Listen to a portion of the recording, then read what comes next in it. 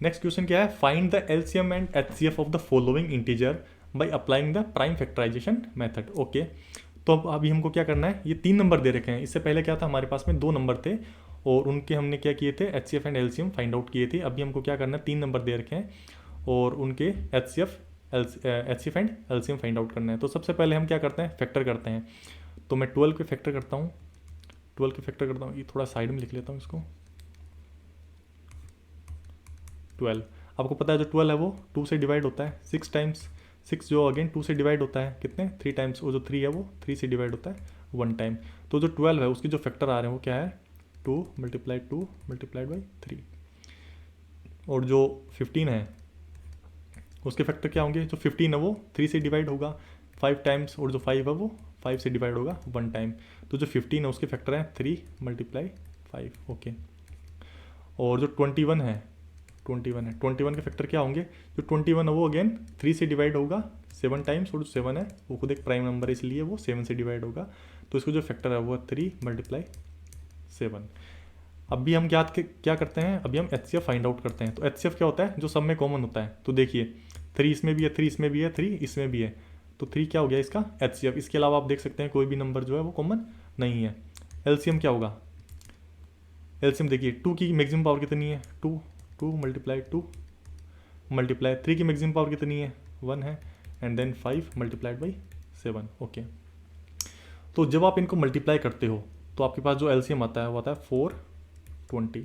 आपके पास जो एलसीएम आता है वो आता है 420। अभी हमने क्या किया, जो फर्स्ट क्वेश्चन थर्ड में जो फर्स्ट पार्ट है उसके हमने H and LCM find out कर ली। ऐसे ही क्या करना है सेकंड में करना है।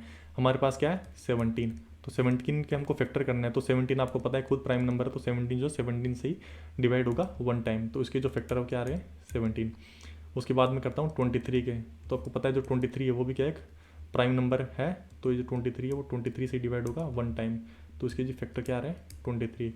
उसके बाद में करता हूँ 29 के, तो 29 वो भी क्या है एक प्राइम नंबर है इसलिए इसके भी फैक्टर क्या होंगे 29 के 29 होंगे। तो अभी आपको देख के लग रहा होगा कि इनमें कुछ भी कॉमन नहीं है। अगर मैं एच फाइंड आउट करना चाहूँ तो आपको देख के लग रहा होगा कि इसमें कुछ भी कॉमन नहीं है, बट क्या मैं इसको ऐसा लिख सकता हूँ मल्टीप्लाइड बाई 1।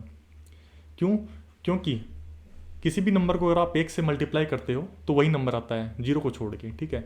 तो मैं अगर एच से फाइंड आउट करूँ तो क्या होता है, जो सब में कॉमन होता है, तो आप देख सकते हैं 1 जो है वो सब में क्या है कॉमन है, तो 1 इसका क्या हो जाएगा 1 इसका एच हो जाएगा।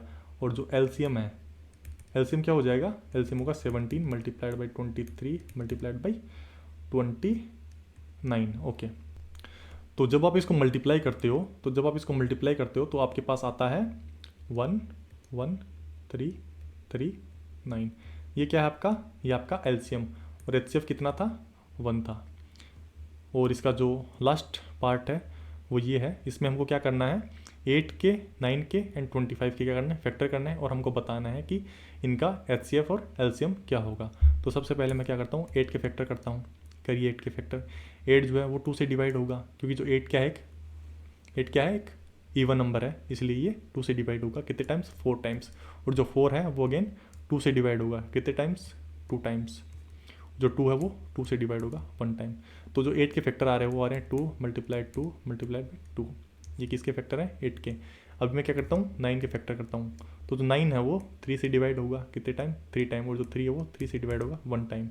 तो जो 9 के फैक्टर हैं वो आ रहे हैं 3 मल्टीप्लाई 3। और उसके बाद जो 25 है, 25 के जो फैक्टर होंगे वो क्या होंगे 25 जो 5 से डिवाइड होगा कितने टाइम्स 5, जो 5 है वो अगेन 5 से डिवाइड होगा 1 टाइम। तो जो 25 के फैक्टर होगा 5 मल्टीप्लाई 5। अभी हम क्या करते हैं, अभी हम एच फाइंड आउट करते हैं, एच क्या होता है जो कॉमन होता है। तो आप देखिए इसमें इसका भी एच क्या होगा 1 होगा। क्यों, इसमें आपको देख के लग रहा हो कुछ भी कॉमन नहीं है, बट 1 तो सब में है ना, 1 से तो किसी भी नंबर को मल्टीप्लाई कर सकते हैं तो वही नंबर आता है, कोई फ़र्क नहीं पड़ता है। तो इसका जो एच होगा वो कितना होगा 1 होगा। और जो एलसीएम होगा, जो इसका जो एलसीएम होगा वो क्या होगा हाईएस्ट पावर, देखिए 2 की हाईएस्ट पावर 3, और 3 की हाईएस्ट पावर 2, और जो 5 है उसकी हाईएस्ट पावर कितनी है 5 की हाईएस्ट पावर कितनी है 2। और जब आप इनको मल्टीप्लाई करते हो तो आपके पास जो आंसर आता है वो आता है 1800। मैं थोड़ा सा इसको ठीक लिख देता हूँ, या था आपके पास में 1800। तो ये क्या हो गया इसका, ये हो गया इसका एलसीएम। इसको थोड़ा सही से लिख लेना, ये एचसीएफ लग रहा है, ये है आपका एलसीएम। ठीक है, तो ये जो क्वेश्चन नंबर 3 में ये 3 पार्ट थे जो कि हमने कर लिया है।